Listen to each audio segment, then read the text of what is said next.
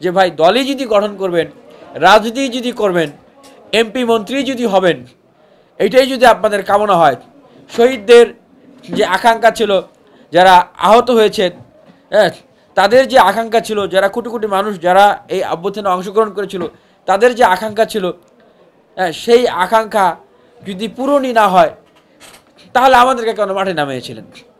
কেন? দেখেন, আকাঙ্ক্ষা পূরণ হওয়ার অর্থে আমি এটা বলতেছি যে এখন পর্যন্ত যে শহীদ হয়েছেন, কতজন শহীদ হয়েছে, 6 মাস কিন্তু পার হয়ে গেছে, 1-2 দিন না। শহীদদের পূর্ণাঙ্গ তালিকা প্রণয়ন করা গেছে। আমাদের মাননীয় প্রধান উপদেষ্টা নিজে কোট আনকোট বলছেন যে ছাত্রদের এই দল গঠন প্রক্রিয়াটায় আমার সমর্থন আছে। হ্যাঁ, এবং আরেকটা কথা যেটা আমি কখনোই মেনে নিতে পারতেছি না এবং মেনে নিতে পারবো না, উনি বলেছেন যে ছাত্রদেরকে যদি দল গঠন করতে দেওয়া না হয়, তাহলে অন্যান্য যে রাজনৈতিক দলগুলো আছে যারা এই অভ্যুত্থানেই কিন্তু অংশগ্রহণকারী শক্তি, মানে তারাও কিন্তু এই অভ্যুত্থানের দল, অভ্যুত্থানের শক্তি, তারা নাকি আওয়ামী লীগের মতো ক্যারেক্টার নিয়ে ফিরে আসবে। তাহলে উনি তো এই রাজনৈতিক দলকে প্যাট্রোনাইজ করছেন। হয়তো ফর্মালি উনি এখনও ডিক্লারেশন দিয়ে নতুন রাজনৈতিক দলের নেতৃত্বে জায়গা বা উপদেষ্টা এরকম জায়গায় নাই, কিন্তু এখানে তো ওনার মানে প্যাট্রোনাইজেশন আছে।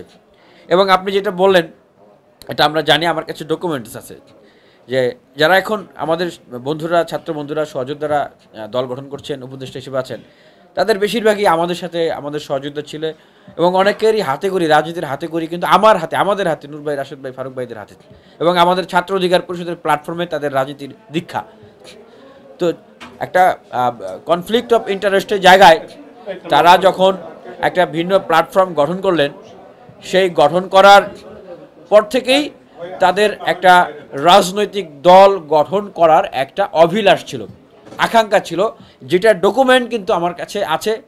হ্যাঁ, এখন এই যে আন্দোলনটা তারা পেয়েছে, এখন দেখবেন যে অনেকেই কিন্তু এই কথাগুলো বলছে যে ভাই দলই যদি গঠন করবেন, রাজনীতি যদি করবেন, এমপি মন্ত্রী যদি হবেন, এটাই যদি আপনাদের কামনা হয়, শহীদদের যে আকাঙ্ক্ষা ছিল, যারা আহত হয়েছে, হ্যাঁ, তাদের যে আকাঙ্ক্ষা ছিল, যারা কোটি কোটি মানুষ যারা এই অভ্যুত্থানে অংশগ্রহণ করেছিল, তাদের যে আকাঙ্ক্ষা ছিল, সেই আকাঙ্ক্ষা যদি পূরণই না হয়, তাহলে আমাদেরকে কেন মাঠে নামিয়েছিলেন? কেন? দেখেন, আকাঙ্ক্ষা পূরণ হওয়ার অর্থে আমি এটা বলতেছি যে এখন পর্যন্ত যে শহীদ হয়েছেন, কতজন শহীদ হয়েছে, 6 মাস কিন্তু পার হয়ে গেছে, 1-2 দিন না। শহীদদের পূর্ণাঙ্গ তালিকা প্রণয়ন করা গেছে, তাদের পরিবারকে পুনর্বাসন করা গেছে, সবার পরিবারকে। এখন পর্যন্ত যারা আহত হয়েছে তাদের চিকিৎসা করা গেছে, সবার যায় নাই। তাদের পুনর্বাসন করা গেছে, যায় নাই। তারপরে এই যে আওয়ামী লীগ ফেসিবাদী রাজনৈতিক দল, তাদের রাজনৈতিক কর্মকাণ্ডকে নিষিদ্ধ করতে পারছে এই সরকার, পারে নাই। The point is very important right now, যেটা আমি বলতে চাচ্ছি, এই বড় বড় লেকচার দিতেছে অনেক বড় বড় নেতারা এবং উপদেষ্টারা যে আওয়ামী লীগ আর ফিরবে না, আগামী নির্বাচনে আওয়ামী লীগ অংশগ্রহণ করতে পারবে না, এটার গ্যারান্টি আছে? পাইছি আমরা? এখনও পাই নাই। সুতরাং এবং আমরা দেখতেছি যে যে সংস্কার কমিটি তারা বলতেছেন যে এই শর্ত সেই শর্ত, তাহলে আওয়ামী লীগ ইলেকশনে অংশগ্রহণ করতে পারবে।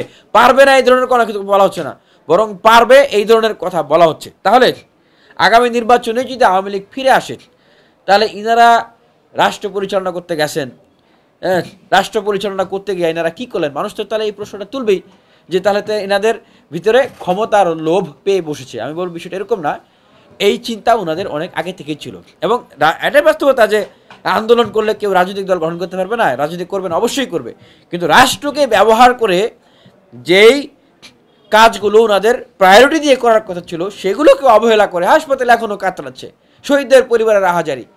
এখনও দেখবেন যে আমাদের অনেক প্রধানমন্ত্রীর বাসভবনের সামনে বসে তারা কান্নাকাটি করতেছে, এগুলোর খবর নাই। ওনারা সব বাদ দিয়ে রাজনৈতিক দল গঠন করতে, রাজনৈতিক দল গঠন করার প্রক্রিয়ায় ওনারা যে পরিমাণ ইফোর্ট দিয়েছে, ওনারা যদি নিউট্রাল থেকে অন্য সকল অভ্যুত্থানের শক্তিকে একসাথে করে নিয়ে রাষ্ট্রবন্ধের গঠনের কাজ করতো, বাংলাদেশ অনেক অনেক অনেক অনেক দূর আগায় যেত।